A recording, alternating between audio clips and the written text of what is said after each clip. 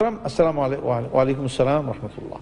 শবে মেরাজ ও শবে বরাত উপলক্ষে আমাদের সমাজে প্রচলিত ইবাদত এই সারা রাত নামাজ পড়া, হালুয়া রুটি বিতরণ করা শরিয়া। আপনারা হালুয়া রুটি বন্ধ করে দিতে চান তো দেন। শরীয়ত মর্যাদা কতটুকু? শবে মেরাজের রাতের কোনো খাস ইবাদত হাদিসের মধ্যে আসে নাই, এই জন্য কোনো রোজা রাখতে হবে তাও কোনো হাদিসের মধ্যে নাই। অতএব এটা এইগুলি এমনি ইবাদত তো আসেই, প্রত্যেক রাতের মধ্যে তাহাজ্জুদ আছে না, আমিনাল লাইলি ফাতাহাজ্জাদ বিহি নাফিলাতাল লাক। তাহলে আপনাকে তাহাজ্জুদ পড়তে বলা হয়েছে বিশেষ বিশেষ রাতে না প্রতি রাতে? ইয়া আইয়ুহাল মুজাম্মিল কুম আল লাইলা, প্রত্যেক রাতের কথাই গেছে, রাতে উঠো দাঁড়াও। সুতরাং আপনি ওইগুলি করলেই তো আপনার সবে মেরাজ সব আসে যাচ্ছে, এর মধ্যে কোনো কিছু বাদ থাকছে না। কিন্তু এই জন্য আলাদা কোনো যদি ইবাদত করা হবে সেটা হবে বেদআহ। সেটা কি? বেদআহ। নতুন ইবাদত আছে, এগুলি করবেন, যেগুলি যেগুলি বলা হয়েছে এগুলি করেই তো কুল পাবেন না। আপনি আবার বানান কেন? আপনাকে যেগুলি এগুলি কি আপনি করেন ঠিক মতো? এগুলি করেন না, এগুলি করে দেখেন আপনার বেদাতের দিকে মনই যাবে না। বেদাত করে ওরা যারা আসলগুলি বাদ দেয়, কথা বুঝতে পারছেন? যারা এক নম্বর করে না তারা দুই নম্বর তালাশ করে, কথা বুঝতে পারছেন? এবং দুই নম্বর তো তালাশ করি, দুই নম্বরের আবার গলাবাজি বেশি। যারা দোকানে ওষুধ বিক্রি করে আর যারা রাস্তার কিনারে বিক্রি করে, গলাবাজি কারা করে বেশি? হার 2 টাকা 2 টাকা 2 টাকা 2 টাকা। দোকানদারে বসে বসে এরকম কয় 10 টাকা 10 টাকা 100 টাকা, একটু বলে না কেন? বলে না, জানে তার ওষুধ 1 নম্বর, ওই বেটার ওষুধ কয় নম্বর?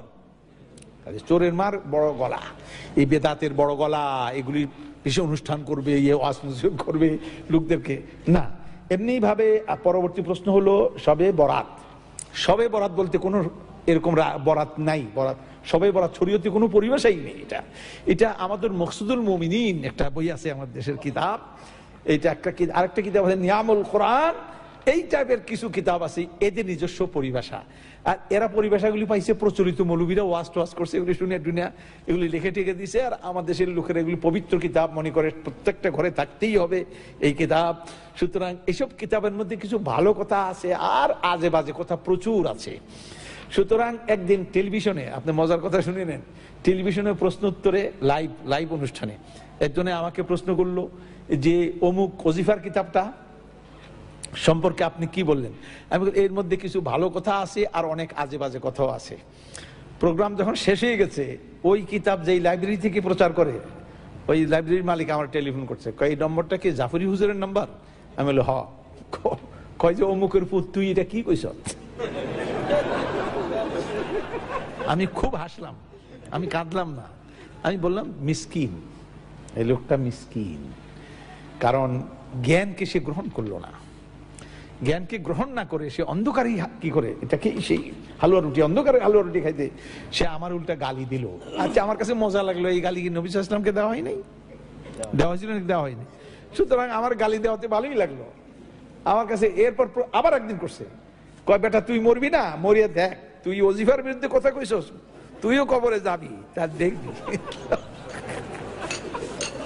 ইন্না লিল্লাহি, এর মধ্যে দুরুদের লাকি, এরপরে দুরুদে হাজারি, এরপরে দুরুদে তাজ, এগুলি কোত্থেকে আনছে? ইন্না লিল্লাহি ওয়া ইন্না ইলাইহি রাজিউন, এই সমস্ত তারা। আর দোয়ায়ে গঞ্জুল আরশ, তারপরে দোয়ায়ে কুমকুম ইয়া হাবিবি, ইন্না লিল্লাহ, এগুলি পড়ে লোকেরা বসে বসে। এগুলি যদি আমরা আলোচনা করি, একদিন আমি কইছিলাম যে এটাকে এই বইটা আনছি পরে আইনা, আমি কইলাম যে এটাকে পোস্টমার্টম করব, পোস্টমার্টম। তো এটা করার আগেই আবার কে জানি বইটা নিয়ে গেছে, আল্লাহ জানে কি চুরি করে নিয়ে গেছে, পড়তে নিল কিনা, তাহলে আরেক মুশকিল হয়ে গেল। তা আমি আবার আনবো ইনশাল্লাহ, এটা নিয়ে কথা বলবো যে এই